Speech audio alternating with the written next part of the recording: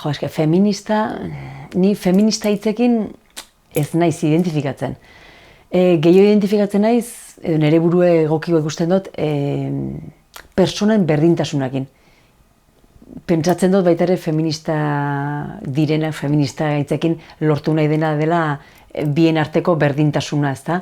Baino gehiago gustatzen zait hori, pertsonen berdintasuna. Pentsatzen dut bai emakumeek eta gizonak eskubide berdinak behar ditugula, bizi hontan bakoitzek modu beren aurre egiteko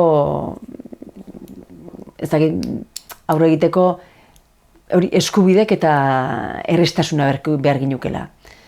Egia da gure gizartea orain arte matxista izan dela, nolabait gizonezkoen ikuspegitik garatu dela, eta nik uste gu geoke, emakume geoke, ohitu ala gizonezkoen begitik ikusten. Tradizioz, bizitzak, gure aurrekoak ere, emakumeen papera bigarren tokikoa zen, beti gizonen menpe bizitzen ohituga, eta hori aldatzea kosta egiten da. Orduan, nolabait lortzea, persona guztien berdintasun hori iruditzen zait egokie dela, eta horren atzetik jo behar ginukela. Ez, nik uste nire bizimodue erresa izan dela, erresa, esan nahi dut, nire gustoko gauzek lortu ditu dela, eta berdin izan dela, emakumea konsideratzea, edo gizonezkoa, esan nahi dut. Irakaslea naizen honetan, irakaslea izan da lana bai gizonezkoak eta emakumeak izan duguna, orduan hor nire buru ikusi dut berdina.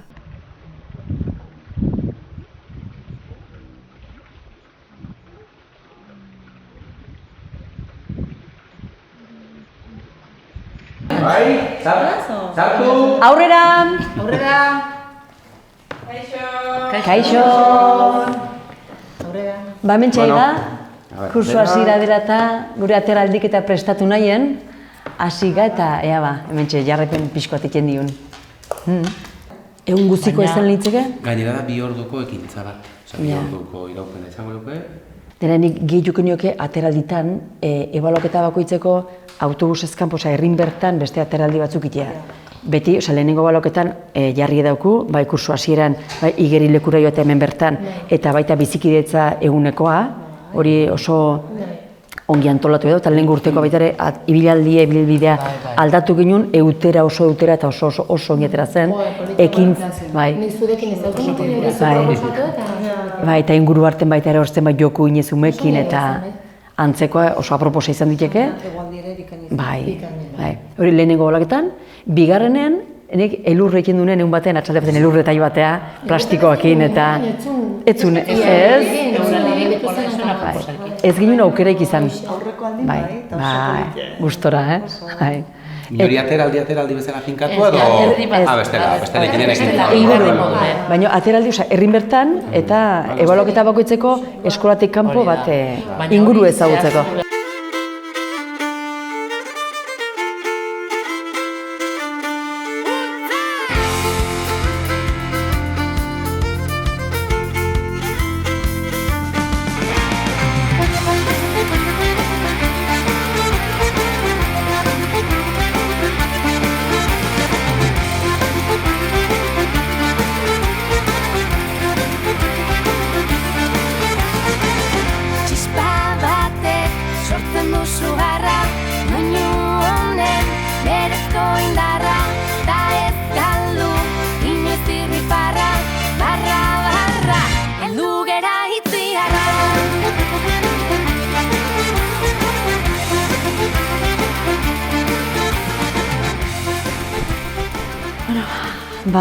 Hau izanen da nire aurtengo gela. Ja etzi hasikoa ikaslekin. 17 ikasle, ja lehen urtetik ezagutzen ditut. Oso talde polite da. Eta hementxe, esperoan ja.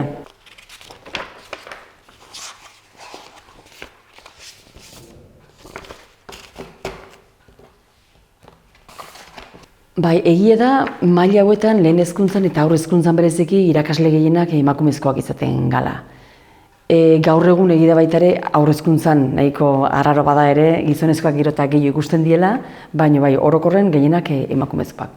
Zergatik, ez dakit, nik uste betidanik izan dela lan bat egoki, oso polite, hezkuntzakin lotute dagoenez, emakumeekin bereziki loture gehiago betidanik ikusi dena, eta emakumeek baita ere hortan erresago ikusi ditugunak emakumeek eskolatan lanean. Oso importantea da baita ere ikasleek ikustea gizonezkoa baita ere mundu hontan, berai ez ikusteko nolabait emakumezkoen perfila bakarra, denetakoa ikusteko, etxetan bezala ere, gaur egun ikuste desente aldatzen nahi dela, bai ama eta aten papera alde hortatik, garai baten guk ikusten ginuna, bereziki guretaz arduratzen zinak emakume, amak ziren, bereziki gaur egun aldatzen nahi da asko, bai eskolarek hartzeko, nahiz da gaur egun atxun amonak ere asko dien, atxekin ere askotarren etortzen die, notan bileretara, guraso bileretara baita ere gero eta arruntagoa da atxek ere hemen ikustea, eta beraien papera ere, gurasoen papera asko aldatzen nahi da, eta ikusten nahi da atxen papera gero eta normalagoa da, eta gehiago implikatzen diela bai seme alabengan eta etxeko lanetan ere bai. Gero, umeengan, ez dakit, esan diteken beraien artean egoera matxista ikusten duen, jokuk diela, rolak diela, elkaren artean bai ikusten da, desberdinek gala, edo bai umetan, nahiz da guk esan handiken zenbait joku eta dena berdine gala, baina kulturalki, tradizioz, hainbeste bizitu dugu, emakumea edo umeek neskak joku mota baten eta mutile besten, niko handiken uste dut hori reproduzitzen dela eta zaila dela aldatzea. Nahiz da guk nahi ere, askotan ez dugu, igual uzten dugu ikasleri joku, panpinak diela eta zenbait jokutan, eta berez mutilak joaten die joku mota batera eta neskak beste batera.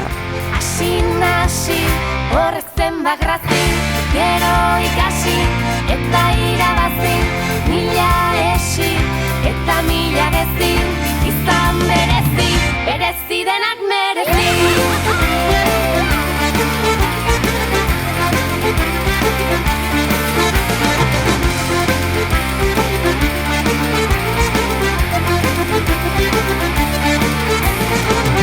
Mozkortzeko ez egin zalantza, aiai badator, jauneko arantza, kalimotxo, pasagerantza, ilintzi balantza, hori da triskantza.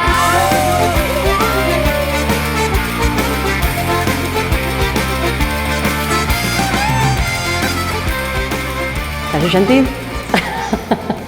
Panorama, etorri, ja zu jarriko zatxe bat, uziko izottokie. La protagonista. Bai.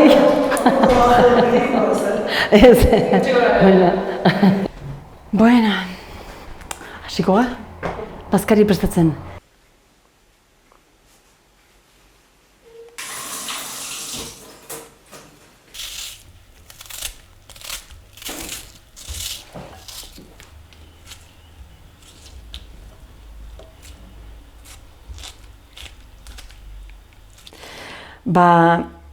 Beide, oin dela 3 urte, 2015 kurso hortan, urterdiko eszentzia hartu.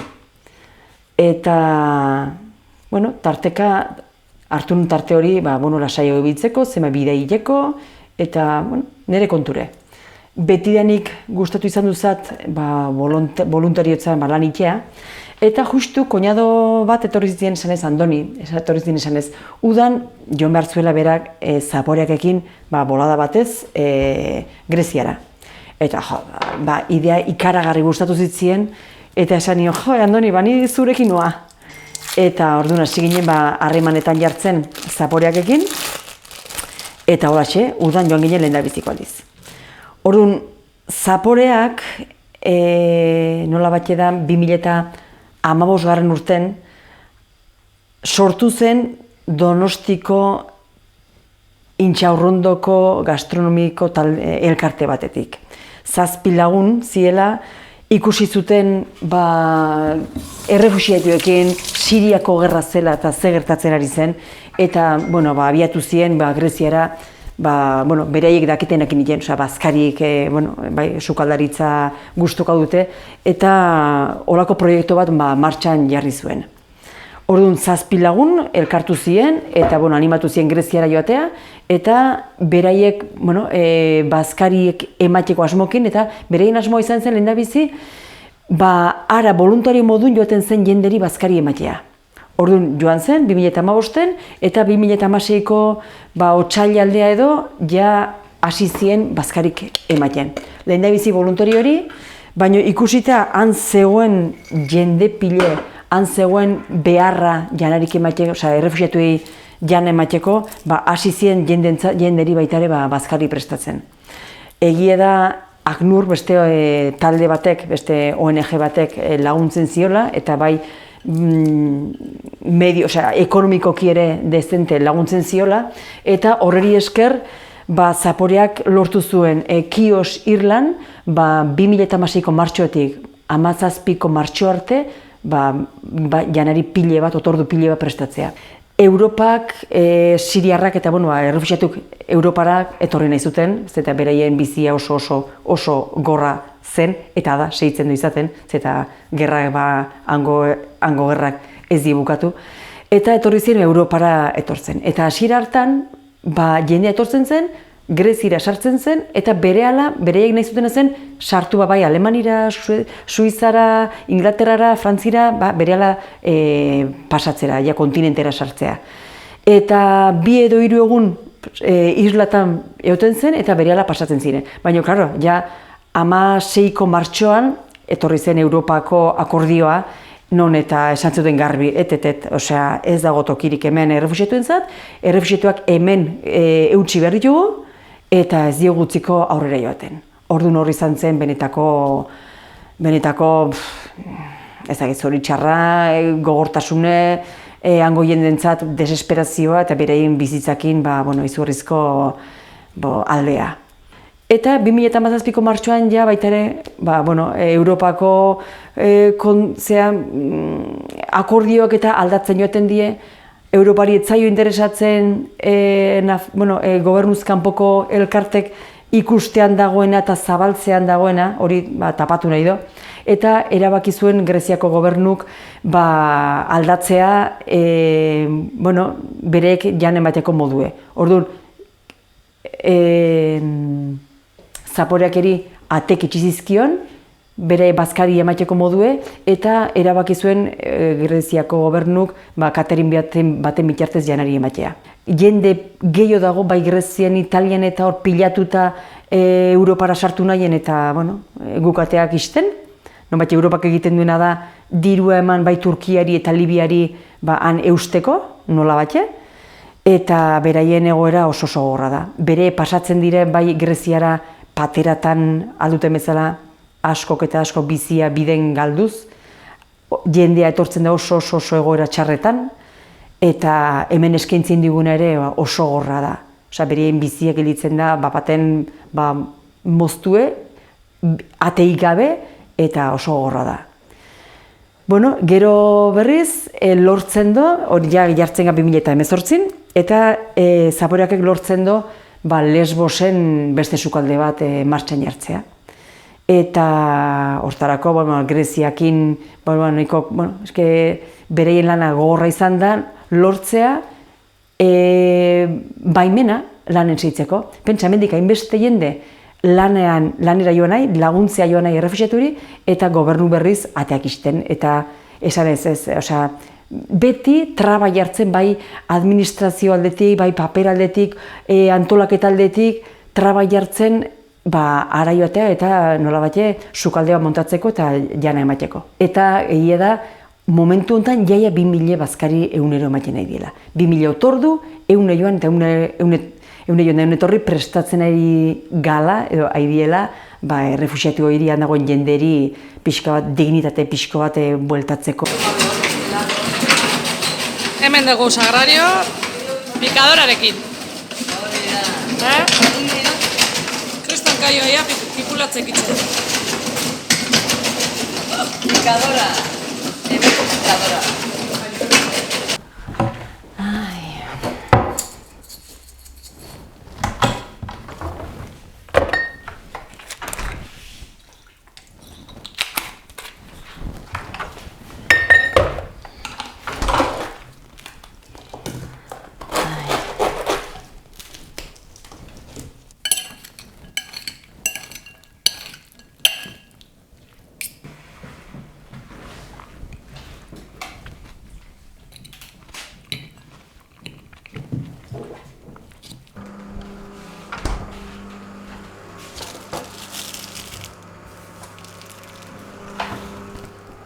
Orain arte kontatzen dituena bereziki da, zaporeakek egin nahi den lana grezin, ez da?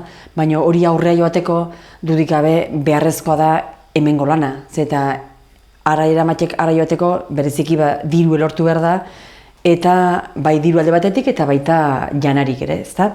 Orduan, bereziko ginuzke bi atalak alde batetik. Han egiten delana, haieri otorduk eta ematea, eta helburu azken finean hori dela, baina hori aurrera ateratzeko hemengo lana. Ja badira 500 voluntario edo gehiago parte hartzen dugunak eta lanen aitzen ganak zaporeaken alde, eta nolabait ezinezkoa zen Donostin bakarra aurrera segitzea, eta nolabait Euskal Herri mailan beste taldek sortzen hori aurrera eramateko. Orduan, ni bereziki Iruñeko talden aitzen naiz, eta hori egiten duguna da, tarteka, zenbait bilera izaten ditugu, nolabait helburua nola sortu bai janarie eta dirue ekintza horiek aurrera eramateko. Utzidazu kontatzen, zederra den itzultzea. Utzidazu kontatzen, malko urdinen artean. Utzidazu kontatzen, zederra den jakitea. Maiteko zaitu dala, itxasoaren beste aldean. Bueno, las reuniones, antes con Masi ya estaba hablando un poco, lo que solemos hacer es, bueno, pues a ver, normalmente las convoco yo. A mí ya me gustaría que convocaría más gente también, porque si no... pero bueno, las convoco yo, pues hablando con Javi, con algún orden del día que ponemos. Javi es el coordinador de todo Zaporeak. Y bueno, pues vemos los temas que hay y intentamos desarrollar, primero contar lo que hay y luego pues ver las próximas cosas, ¿no? Estos que acaban de venir, que nos cuenten un poco la situación actual de allí, que bueno, pues siempre ha estado mal, pero últimamente pues está más revuelta además y ya nos pondrán un poco al día. Podéis contar la experiencia vuestra en la cocina, que como para que eso no se trabaja. Nada. No se trabaja. Es al contrario, es una experiencia de mucho trabajo. Bueno, es mucho trabajo, pero bueno, yo creo que nos hemos organizado muy bien. Está claro. Se organiza. Bueno, para los que no lo conocéis, Amaya ha estado este mes de cocinera general y José pues, de pinche, y Amaya y Sagrario. Para mí la experiencia ha sido buenísima, la verdad que de lo mejor que he podido hacer en mucho tiempo, la verdad que me ha llenado. O sea, que es que ellos, para ir, trato con ellos, bueno, hemos trabajado mucho, pero bueno, luego el compañerismo, hemos tenido, para mí ha sido todo positivo. Eso sí, hemos trabajado, pero pues, como bestias. Bueno, yo la verdad que ya lo recuerdo, o sea, como si nada, pero es verdad que el momento fue tenso, cada uno lo vivimos un poco, José con más humor, otros un poco peor, pero bueno, básicamente fue que, o sea, en el reparto empezaron a tirar piedras, ¿no? Y nos tuvimos que refugiar, digamos, ya en el centro de día encerrado. Y realmente yo no vi nada de lo que pasaba afuera, yo me imaginaba una batalla campal, no sé si fue tal, pero no, estuvimos esperando un poco ahí, ya llegó la policía, los bomberos, todo. Pelean todos los días a la hora del reparto de la comida que hace el catering dentro del campo, porque no llega. Hay gente que no tiene acceso. acceso. Uno de los motivos, nunca se sabe muy bien cuáles fueron las peleas, y que si una piedra eso, uno de los motivos que decía es pues, que nosotros damos comida a las mujeres y a los niños, y no damos a los hombres solteros, por ejemplo, porque no entran en el campo donde repartimos la comida, pero los hombres solteros dicen que quieren comer también.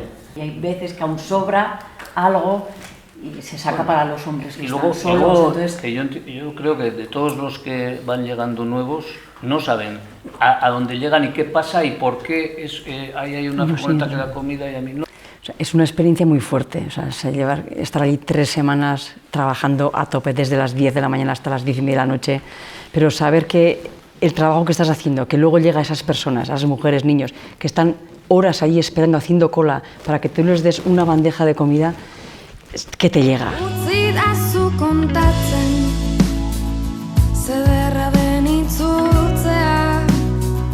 Utzidazu kontatzen, malko urdinen artean. Utzidazu kontatzen, zederra den jakitea. Maiteko zaitu dala, itxasoaren beste. Egia da, ikutxu etorri nintzela, zeta hango jendea ikusita nola bizi den, beraien esperantza, beraien gogoa biziarekin segitzea eta guk ikustea han traban, hantxe geldiarazten ditugula, honea etorri, ni nire betiko bizimodukin segitu, eta banekin haiek han segitzen zutela eta bere atek itxita.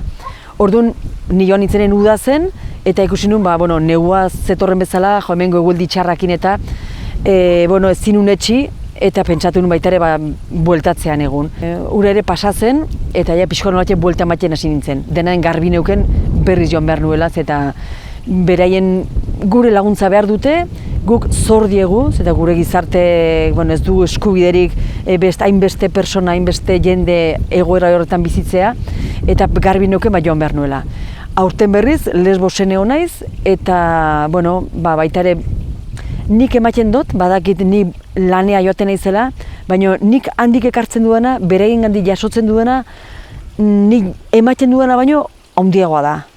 Eta horrek bultzatzen hau, olako lanetan segitzea, garbi da baita ere ez direla haie bakarra, errefuxiatu bakarra laguntza behar dutena, hemen gure ingurun ere jendea alde guztietakoa dago, laguntza behar dutena gure ingurun asko dau, orduan bultzatzen dut jendea voluntario modun lan itea, eta nola ez kasu honetan zaboreakekin. Iten delana handie da, gogorra da, haik behar gatue, eta benetan edo zeinek hau entzuten dudala, nik esanen nioke, zoaz, hangoak gukan lan asko egiten dugu, asko laguntzen diegu, baina beraiek guri ematen digutena ere handie da eta balio du. Orduan, edo zeinentzat animatu, merezi du ara joatea eta bere hiri laguntzea. Vale, eskerrik asko, Ez horregatik, zuei ere. Zerra izango